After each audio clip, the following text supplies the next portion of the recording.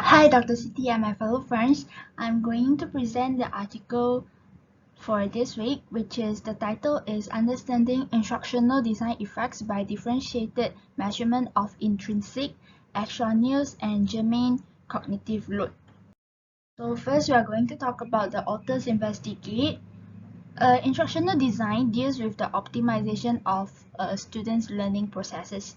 So there are three aspects that we need to be considered. The first is the learning task itself. The second is the design of the learning material.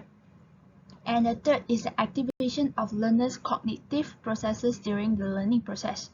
So to measure intrinsic, extraneous, and germane cognitive load in order to provide evidence for the instrument's prognostic validity. So in this article, the author has three hypotheses. The first is the variation in difficulty are reflected in the scale on intrinsic cognitive load. The second is the variation in design are reflected in the scale on extraneous of cognitive load. And the third is the variation in enhancing deeper learning through activation of cognitive processes are reflected in the scale of germane cognitive load. So before we go deeper, let us talk about what is intrinsic cognitive load, which is we can call it as ICL. So ICL represents the inherent complexity or difficulty involved in certain tasks or material.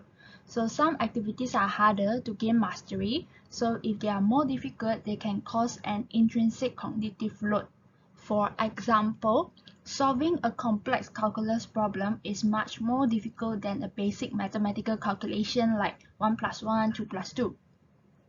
So associated with the nature and subject matter of the task or problem itself, ICL is associated with the nature and the subject of the task or the problem itself. So governed by the number of elements that interacted, processes simultaneously, making the task more complicated. So the larger number of elements need one student to attend at one time, the intrinsic load get higher. So inherent difficulty of the content cannot be changed, but can be managed according to the learner's prior knowledge regarding the material, aptitude, as well as the capacity of learning of a student. So ICL is basically the difficulty of a certain task or materials that has been given. So next we are going to talk about what is extraneous cognitive load, which you can call ECL. It is a type of load created by the way information is represented to a person. Is presented to a person.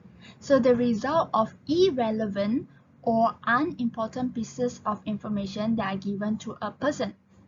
So for example, when we are looking for online articles like what we are doing now, we can see multiple of advertisements and pictures that serve no actual purpose, and it is merely to make the item more attractive. So this can cause ECL, which is the extraneous cognitive load. The result of unproductive methods of teaching that throw off the learner makes learning unnecessarily confusing and complicated.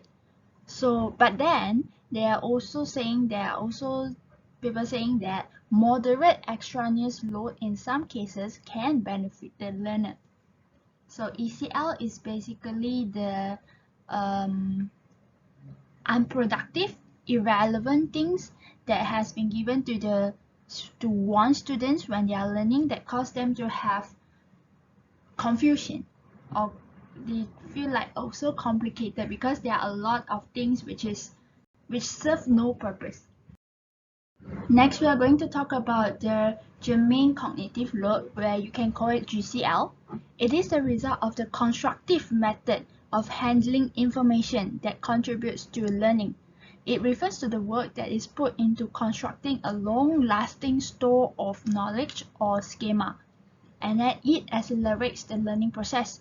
For example, creating flowchart in presentation to explain complex concepts.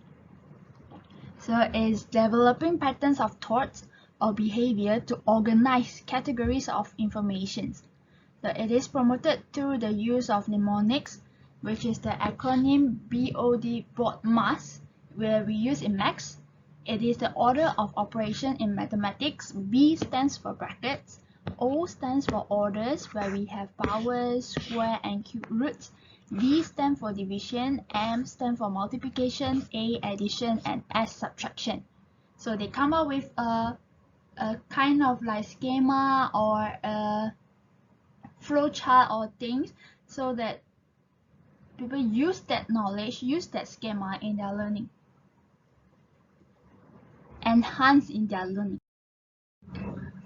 Next, we are going to talk about the participant in this article. So we have 31 and 62 participants, at least 15 participants in each experimental condition. So next, we are going to look at what is the condition. 31 and 2, we look at the task performance. Boredom, actually the mean is higher in study 1, 69.26, and then in study 2, boredom has the highest mean, also 97.45.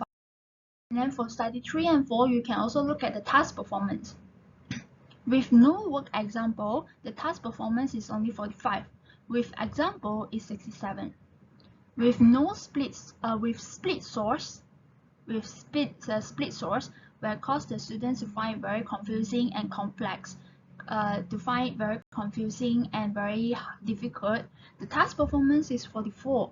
And then with integrated source given to the students, the task performance is 56.91.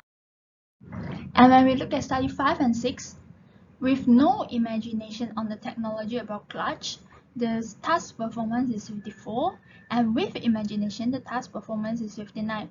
In study 6 is about the Earth time zone.